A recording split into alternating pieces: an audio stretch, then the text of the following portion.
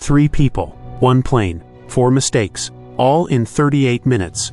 On July 16, 1999, John F. Kennedy Jr., his wife Carolyn Bissett, and her sister Lauren disappeared into the Atlantic. John F. Kennedy Jr. earned his private pilot license on April 22, 1998, barely 15 months before the crash. He'd logged 310 total flight hours, only 55 of them solo.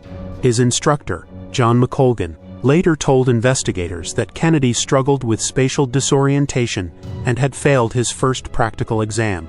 The Federal Aviation Administration classifies pilots with under 400 hours as high risk.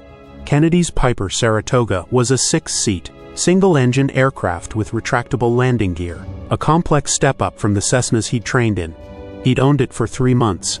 On July 16th, he filed no flight plan for the 200-mile trip from New Jersey to Martha's Vineyard, a decision that would later cripple search efforts. 8 hours before takeoff, the first domino tipped. Kennedy had planned to depart at 6 p.m. in daylight, but a fractured ankle from a paragliding accident 6 weeks earlier forced him to use crutches. He arrived at Essex County Airport 2 hours late, at 8:09 p.m. Civil twilight ended at 8:17 p.m. By 8:38 p.m., when he lifted off, full darkness had fallen.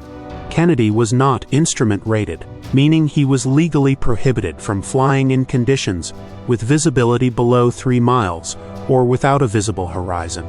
Weather reports logged haze thickening over Long Island Sound and the Atlantic, with visibility dropping to 4 miles. His wife Carolyn had initially refused to board. A mechanic, Kyle Bailey, watched her argue with Kennedy on the tarmac for 15 minutes before relenting. 34 minutes into the flight, Kennedy made his final radio call. At 9:34 p.m., Kennedy's plane passed over the final landmark, a radio beacon near Martha's Vineyard Airport, then began descending. But here's the part nobody mentions. Kennedy never activated the aircraft's autopilot, a system that would have stabilized the plane's altitude and heading.